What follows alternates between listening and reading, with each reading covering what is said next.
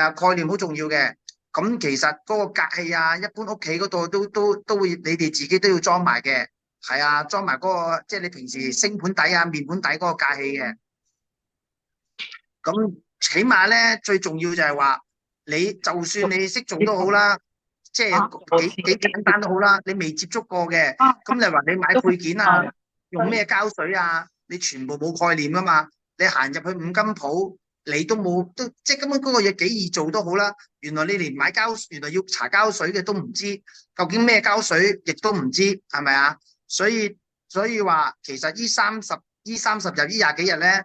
係就你上完之後，一般你所有水喉嘅基本，我講家居範圍啦吓，即係梗係冇可能去到水錶房嗰啲啦，係咪先？係啊，講緊一般家居嘅，係啊，家居嘅百分之九十九成以上嘅師傅啊，會用咩配件，咩情況會用燒嘅，咩情況要用我哋叫做即係我哋叫用即係上瓦噶啦，係咪？因為學術名嗰啲，我唔講，因為你唔見到實物咧就唔清楚嘅。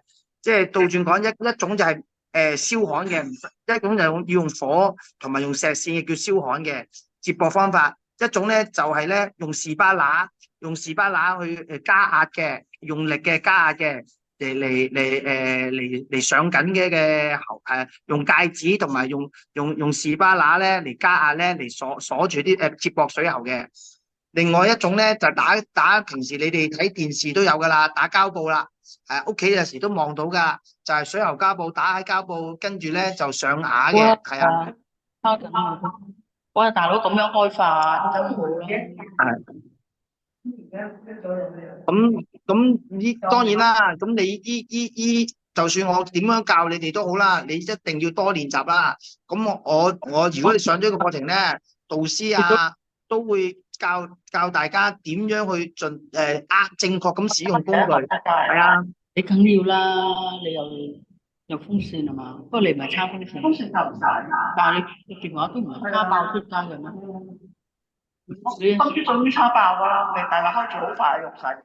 咁係啊，頭先你呢啲視像都係啦，寫段寫得好犀利。寫得犀利啊！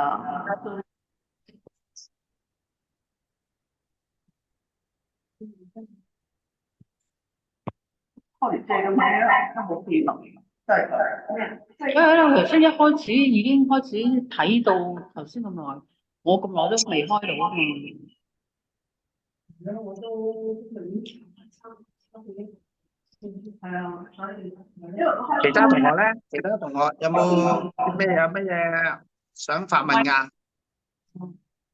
開 WiFi 又扯電。